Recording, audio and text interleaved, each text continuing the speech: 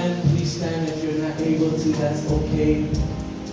Thank you for the eloquent reading, Reverend Peterson, but I would like to read it once again just so it can stick. Jesus, you are Lord. When you have to say, Jesus is Lord. If you don't have it, just say, hold up, wait a minute. Jesus is Lord. Okay, stop the voice. Alright. And it reads, David rose and fled that day from Saul. He went to King Achish of Gath. The servants of Achish said to him, is this not David the king of the land? Did they not sing to one another of him in dances, saying, Saul has killed his 1,000, and David his 10,000. I wish I had a trap beat right there. I would just. They sung this saying, Saul has killed his 1,000, and David his 10,000s.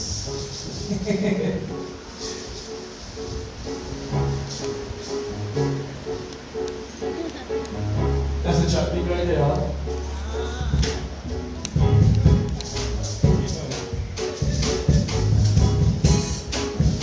You understand this was a song. And if we gonna modernize this just a little bit, contemporize it just a little bit, it have to be a trap beat.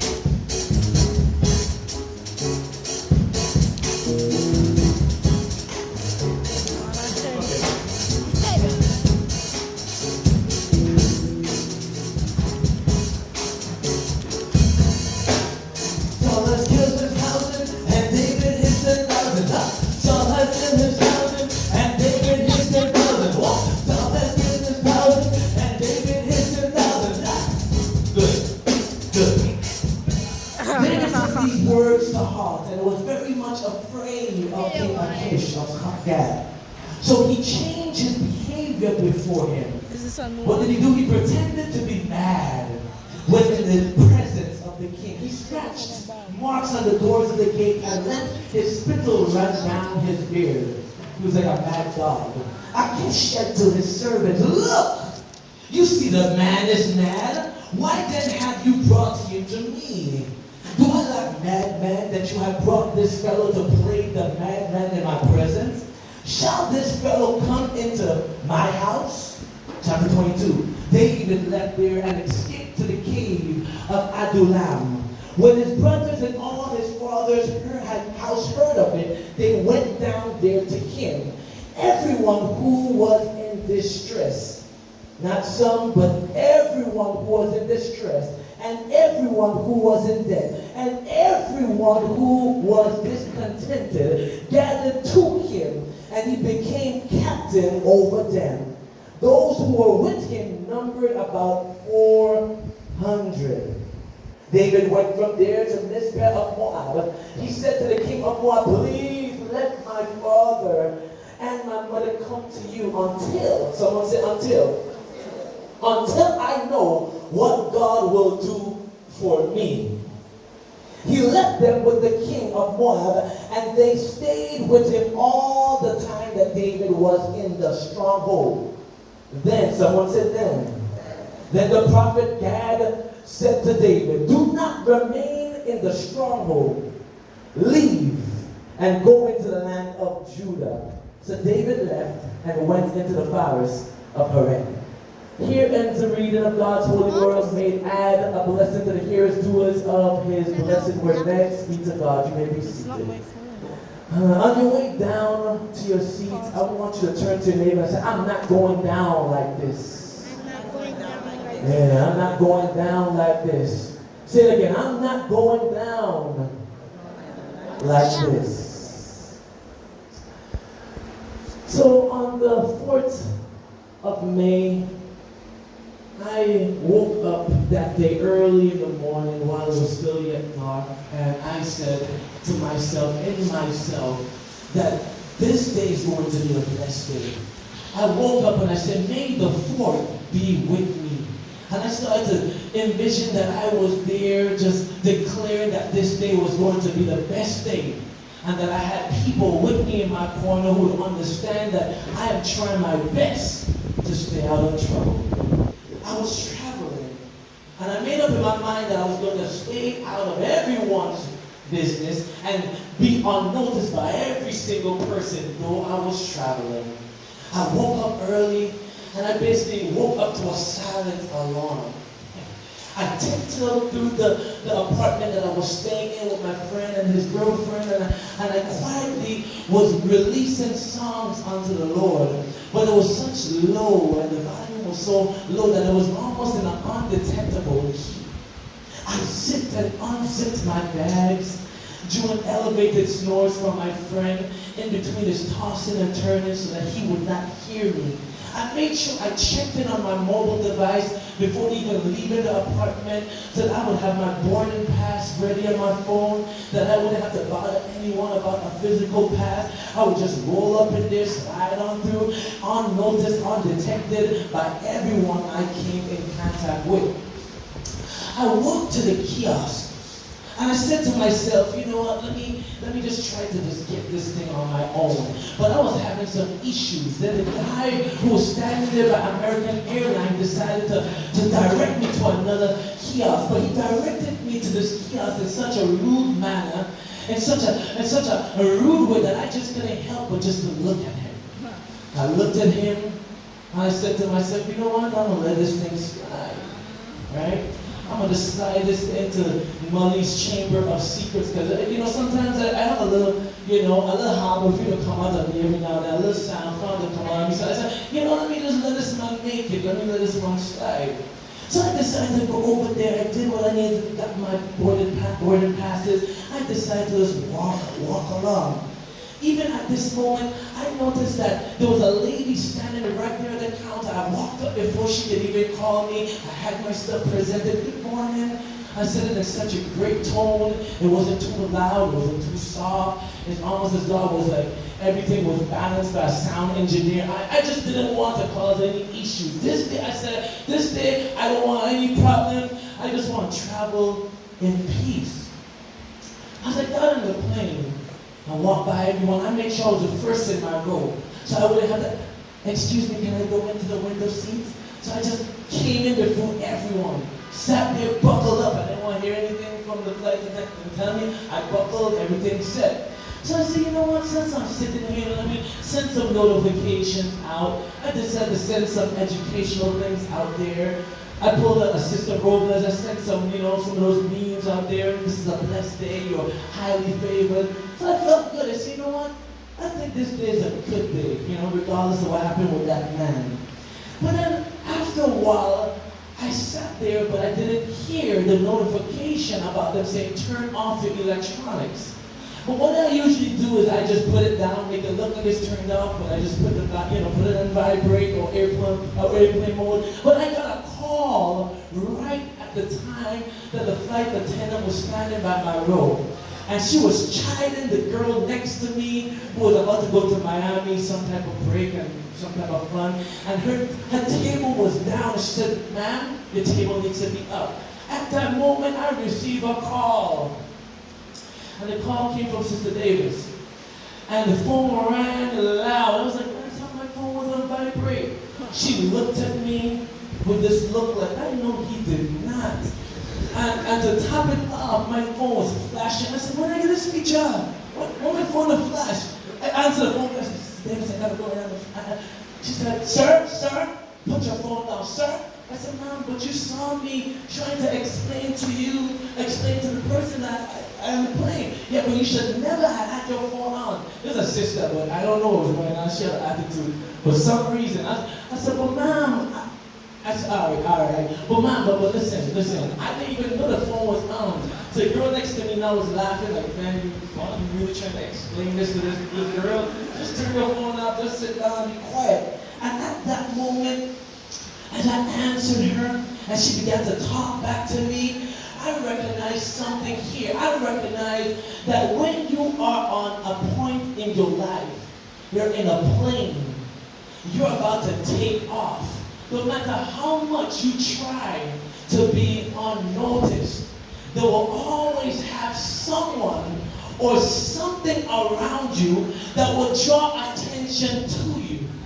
I'm here to talk to someone here today that you've been trying to live life on the cusp and away from anyone noticing you. You are trying to tiptoe, but you are about to take off. Whenever you are about to take off, it doesn't matter how much you try to stay silent. It does not matter how much you try to dot your I's and cross your T's. There's something about you that will always attract the notice of those around you. I'm speaking to at least 10 anointed folks in here that knows that the anointing on your life will always attract attention.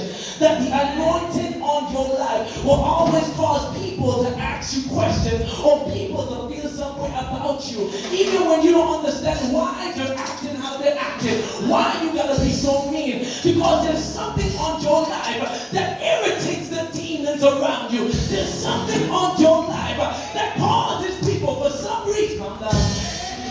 You see what I'm saying? She said, I am only doing my job. It's the job of those, my God, around you, that when you're anointed, that they need to bring attention to you. Because if you had not been who you are, there's no means, there's no reason for people to ignore or look past you. Because you are a bad mama jama, and because you are so gifted, people have to get, my God. So here it is, here it is, here it is. You should have known something was coming. After all, if you're about to take off, the people around you will see it. They will know it. And they will feel it. But I come to serve notice to that St. Luke Yankee Church that they haven't seen anything yet. That the best is yet to come. I'm talking to every single person in here. The best is yet to come. They think they have seen what God has marked in your life. They think they have seen the signifier in your life. But here it is. The sign is that you don't see it. The sign is you don't even know it. The sign is when you are it's unbeknownst to you, God does God's greatest work. That God will make sure even your enemies may come at peace. And if they choose to act up, He has a way of lifting you up when they're trying to pull you down. I don't know about anyone in here, but I'm about to take off. And if I'm about to take off, they have to notice it. I'm about to take off. And because of that, they have to talk to me some type of way. I'm about to take off. And because of that, they have to hate on the takeoff. David, the son of Jesse, is about to take off. If you don't know where of that. He is about to take off, but before he does, he becomes a refugee. Frederick Haynes III of Friendship West Baptist Church in Dallas, he says something. He said, in life and in ministry and in service, one must always be humble and flexible to navigate through changes. And so when there's changes in your life, you're leaving a location or heading to a destination, there's some things in you that have to come out of you. You have to be humble enough to understand that you may not understand.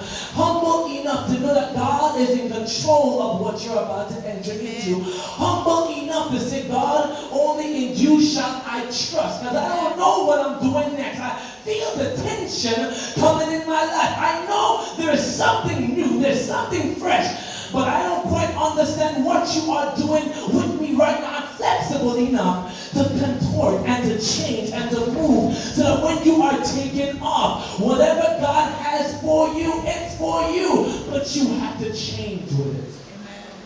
The first thing I want you to write down, for some of you know sometimes your mind is not as long as your pen. Write this down. The first thing I need you to write. God will give you strategy to keep you alive. Amen. He will give you strategy to keep you alive. He will give you steps by step. He will keep you and He will securely take you to a place so that you can stay alive.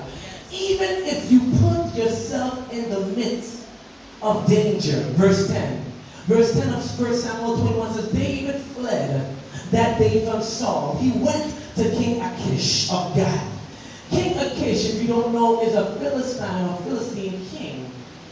David fled to the territory of not just anyone, but someone who is possibly akin to Goliath. This king had to become a champ in order for him to be a king. And so somewhere along the line, he is in the lineage, he is in the storyline, he is in the mold of the same king, Goliath, the same beast, the same giant that David slew sometime before. David is running into this uncharted territory. But this is what David does as he's about to walk up to King Achish. He decides to grab a sword with him. The same sword that he used to cut the former Triple OG champ Goliath. And he went before King Achish with this sword. King Achish is looking at him like, what is up with this crazy brother? He is standing before me with the... Not only that, but we have to also know that during this time, the stories were still fresh. That means it wasn't that long before he's still alive, and he was alive when he did it. It wasn't that long before that he slew Goliath. And he's now running into his territory of someone who is possibly related to the former champ. King Achish is looking at him, and as you can see, there's a foreshadowing of David's rise to power in that city. When David slew Goliath, the song that was sung is the same song that we're about to sing even now. Saul has slain his thousands, and David his 10,000.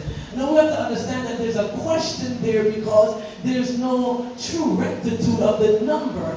But the magnanimity of the whole thing is the fact that David slew more than Saul. David had a following that was bigger than Saul. David, even as a young ruddy boy who was just a shepherd, somehow he garnered the attention that Saul wanted, but Saul did not have. So from the same lips, his servants, King Achish's servants, sing the same song. Isn't this the same David that they say Saul slain thousands and David his 10,000s? Forming a frame around the story of David and Achish, and accounting and creating a connection to the early story of Goliath. See, I just want someone to really catch this. Sometimes you have to bring with you the thing that were used prior to your takeoff. Sometimes you have to bring with you the same thing that you used prior to your takeoff. Before you receive the celebration, you sometimes have to bring what got you to that point to be celebrated. I'm talking to someone today who lost your praise. I'm talking to someone today who used to say hallelujah with a way, but now you became a log sitting there in the pew. I'm talking to someone who used to worship and cry before God. You remember when God took you out the last time when he said, if you do this for me, I will worship and serve you. Let me remind you, you probably was that person on your bed that was sick and you said, God, if you heal me just one more time, I will live my life for you always. You need to remember what took you into that place before you receive the song of your deliverance. David took the sword. And here's too quiet. David took the sword. David took the sword. My question to you, are you taking that which God told you you need to take into your next season? Or have you forgotten how you were when you were humble and flexible? Have you forgotten because you got some education and some degrees after your name? Have you forgotten because now you're not homeless or broke? Have you forgotten because you're not single anymore? Have you forgotten because you're not in the place that you used to be in when you used to cry out to God in humility? Sometimes you must bring with you the thing that was used prior to your takeoff. You have to take the sword And God will give even your enemies a song to sing. Can you give me that track song again? Even your enemies a song to sing. Saul has killed his thousands.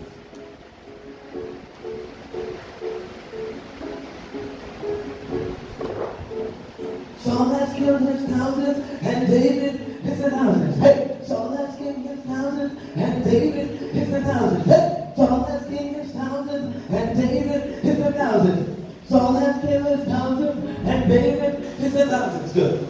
Well, the song shook David at the heart. Look at right here, verse 12. David became scared. Someone says scared. Oh, scared. He was scared, and then fear began to flood David's heart. My God. So this is what he did. David changed his behavior. He became a chameleon in this mode, but then he changed it. He pretended to be mad in the presence of King Achish. You know, it's a serious thing to know that fear will cause you to form into things that you were never destined to be. That fear of someone, someplace, or fear of the unknown can strike your heart so much that you even withdraw from your own self. You lose your cool. You become uncouth. You lose your cool. You don't even know who you are. Here it is. He's pretending to be mad. But we can't forget the fact that he's that fearful that he has to pretend to be something he's not. And here it is. King Achish brought into it, and he bought into it, and he was like, man, this Negro is a fry short of a Happy Meal. He is 5 cents short of $1. He is tripping. Why do you bring this man in my presence? Do I not have enough of this in here already? And it's crazy because Achish now is shook. He is shook. He's like, man, listen, get this dude out of my presence. Now, there aren't details as to how David escaped. It's in your Bible. The Bible said he escaped. He left and escaped. Now, why would it say left and escaped? That's crazy to me. But the Bible says he left and escaped. We don't know how he escaped. We don't know how he did it, what type of tricks or chicanery he probably used, rolled under a desk while they were dancing and singing. Because here it is, the scripture tells us in Psalm 34, verse 1. Here it is. In Psalm 34, verse 1, the Psalm of David, when he changed his behavior, because you have to read it, the superscript, it tells you that he changed his behavior before Abimelech. Abimelech is a Semitic name for who? Achish. Okay, here it is. In this moment, Psalm 34, as he left, he drove himself away and departed. David left singing. We don't know how he escaped, but we know he left singing. He says, I will bless the Lord at all times, and his praise shall continually be in my mouth. Maybe he escaped because while he was singing, the song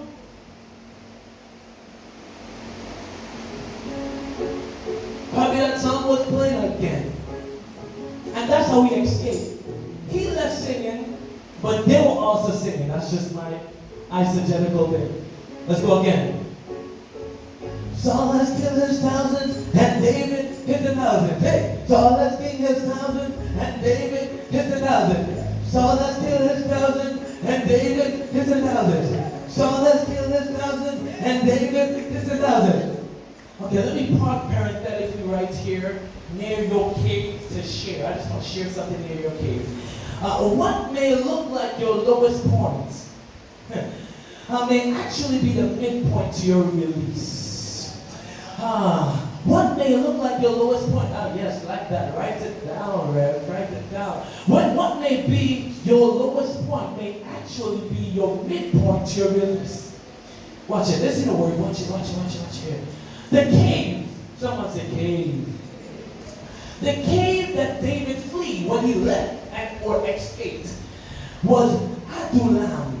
And in this cave, the cave approximately, I did my homework, and the cave was located approximately between Bethlehem and the city of Gath.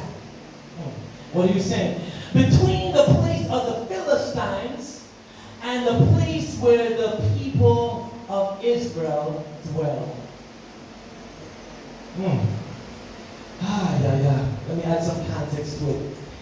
David was now in a place that he can receive support from the people who can see him and thereby receive him. Touch your neighbor and tell your neighbor, sometimes it's not just seeing, it's about receiving. Sometimes it's not just about seeing, it's about receiving. Watch, he's between the enemy's territory and the place where the people of Israel dwell. So now he was close enough to stay on, where he could receive support from his support system, even though he was going through what he was going through. Even though he was on the run, he could find himself in a place where someone may be able to support him and receive him. I'll write this down. God makes clear, this is the next point. God makes clear your call in the cave. Touch your neighbor, tell your neighbor, you will not die there. Yeah, you will not die there. You're hot, you're tired, you're sweaty, but you'll not die there. You feel down, despondent, but you're not going to die there. Yeah, you may not know what's coming next, but you're not going to die there. God makes clear your call in the cave, in your cave. Oh my God. The who, the what of the call is never static. It's never static, but it happens. And when it happens, the expression of the who and the what of the call always give way to added life. Raise your hand, someone raise your hand and say it gives way to life. It gives way to life. It gives way to life. The who and the what of your call. I ain't talking about your neighbor call. I ain't talking about your pastor's call. The who and the what of your personal call. It happens. It's not static. When it happens, it's not a real how. It's not the same timeline. But when it happens, it gives way to your way of living. You have a reason to keep pushing. You have a reason to keep breathing. You have a reason why you're not going to give up. You have a reason. Check it right here. Mother Teresa, even spiritual formationalists, mystics and people like you and I, we all have testimonies of how God is and how God has worked through our deepest desires, revealing to us ever-changing and ever-challenging journeys to our call. See, it's in that cave, someone say cave. I mean, in that call, God supports your story somehow. God is supporting your story. I know it's jacked up. You can't share it with everyone. I know if people can see it on the screen before their face, they would turn and throw tomatoes at you. They would disqualify you. They would say that you are not worth the call. But I'm here to tell you that God has a way of making clear your call when you're in your cave. 1 Samuel 22 verse 2. Everyone was in distress. Everyone was in debt. And everyone was discontented. Everyone was distressed.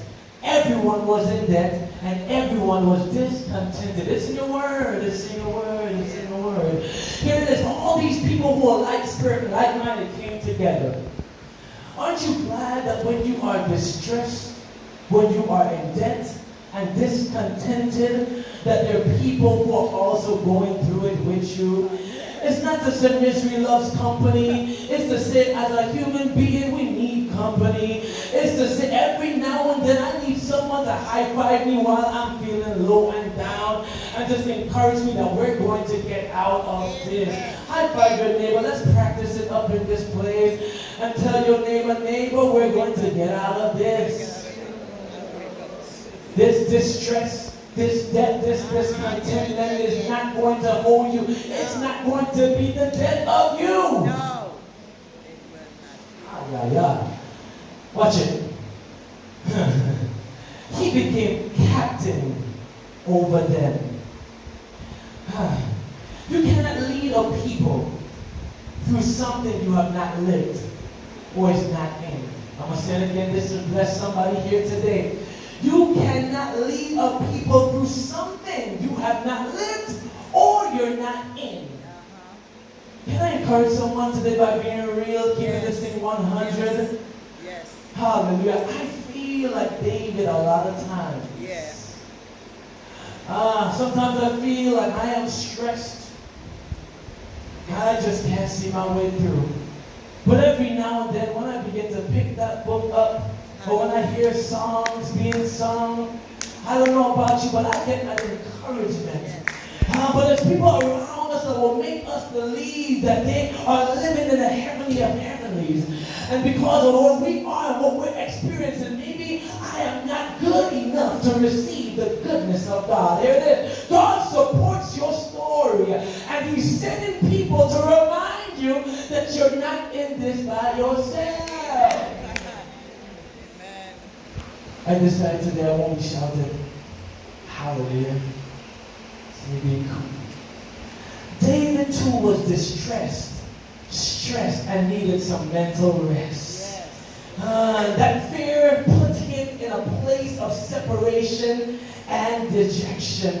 He was almost in a place like some of us, we can't admit it, we can't tell people because they don't understand, they'll judge us. But you're so stressed out that you can't even sleep good at night. You're so stressed out that sometimes while you're sleeping, you're still thinking about what's still going to face you when you wake up. You're so stressed out that when you go to sleep, you're thinking about bills still. Like, sleeping, but I'm going to pay this bill. And maybe just like David is in this, writing your story before you even formulate it and tell it because he was stressed. And he had such a mental block that he himself withdrew from himself. He almost forgot who he was in God and the call that was on his life. Though it's on his life, he was not perceiving it. He was not focused on the perspective that God is doing something in his life. And though the problems in your life may be populous, God has a word for you to bring you into that season that you can see and receive. Now, I know that David was anointed. But I need you to know you too are anointed. If David was a person who was anointed, here it is, that God fired a king. Fired the king. The king didn't even know he was fired. And hired David as a young man. But David still go through these mental distresses, these emotional distresses, these social distresses. Who are we when we think when we are going through that we should not be going through what we're going through? The devil is a liar. That if David went through these moments of separation and dejection and rejection, how is it that people today in this church, people in the community, people who call themselves Christians, feel like it's something bad when you are going through moments like this? I want to encourage everybody in here that while you are down, you are not out. While you are low, you're not too low that God can't pull you high. While you may feel like you are far apart, God has a way of drawing you in when you're trying to run away from His presence. He has a way of making the things that look a certain way look like it's another move that He has up His sleeve. When it looks like